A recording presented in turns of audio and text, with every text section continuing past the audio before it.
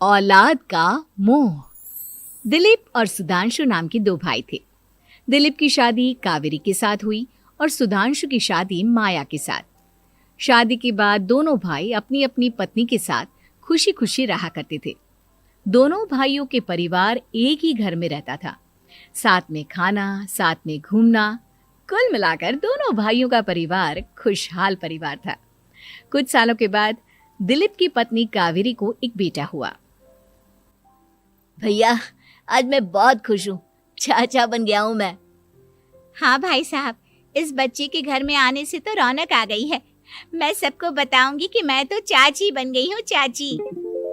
तुम दोनों कितने अच्छे हो।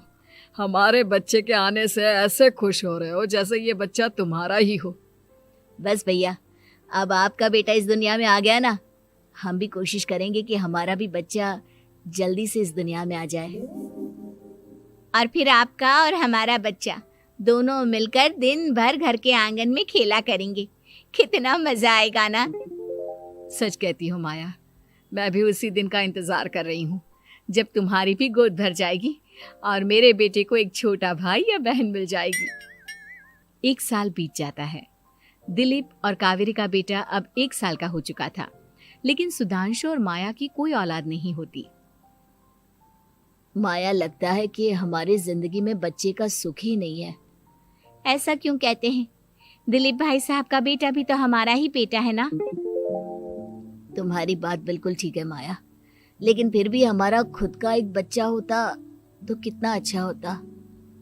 हाँ, कावेरी भाभी भी हमेशा कहती हैं उन्हें अपने बेटे के लिए एक छोटा भाई या बहन चाहिए।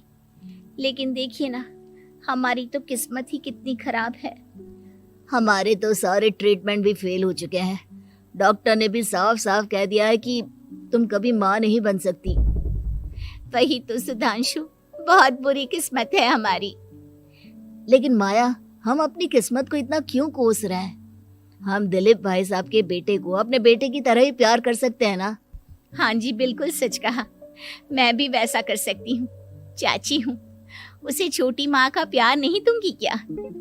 कुछ दिनों के बाद दिलीप का एक दोस्त दिलीप से मिलने के लिए आता है। अरे क्या बात है दिलीप, बधाई हो बधाई। और घर तो काफी बड़ा है तुम्हारा। वैसे तुमने अपने बेटे के बारे में क्या सोचा है? भैया, और क्या सोचेंगे, बस उसे पढ़ा लिखा कर अफसर बनाएंगे, उसकी पढ़ाई पर खर्च करेंगे। अरे भाभी, आपकी तो इतनी सारी प्रॉपर्टी है, आपको किस बात की चिंता? ले देकर एक बेटा ही तो है। अरे नहीं दोस्त, तुम गलत समझ रहे हो। इस घर में मैं और मेरा छोटा भाई दोनों रहते हैं। इस घर का आधा हिस्सा मेरे छोटे भाई का है। अच्छा, कितने बच्चे हैं तुम्हारे छोटे भाई के?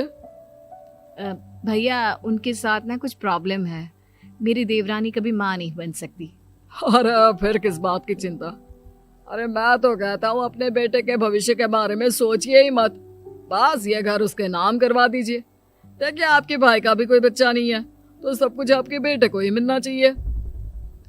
लेकिन ऐसा करना क्या सही होगा? अगर उनका बच्चा नहीं है तो क्या हुआ? ये घर आधा उनका है, उनकी जो मर्जी है वो करे। अरे कैसी बात करते हो? उनकी कोई औलाद नहीं है, वो क्या करेंगे प्रॉपर्टी अपने नाम रखकर? हाँ, वैसे भाई साहब, आपकी बात तो बिल्कुल सही है। अब जो कुछ भी है वो हमारे बेटे का ही तो है। आखिर वही तो इस घर के वंश को आगे बढ़ाएगा। मैं कल ही देवर जी से बात करती हूँ। अगले दिन सुधांशु और माया, इधर आओ।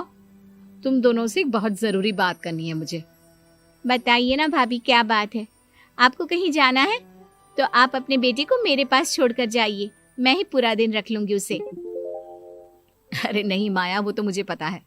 मैं किसी और चीज के बारे में बात करना चाहती हूँ। बताइए ना भाभी, क्या बात है?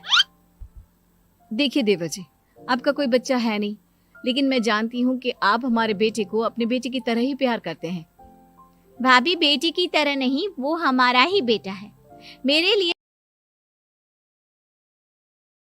Thank you for watching my video. Please like, subscribe and share us.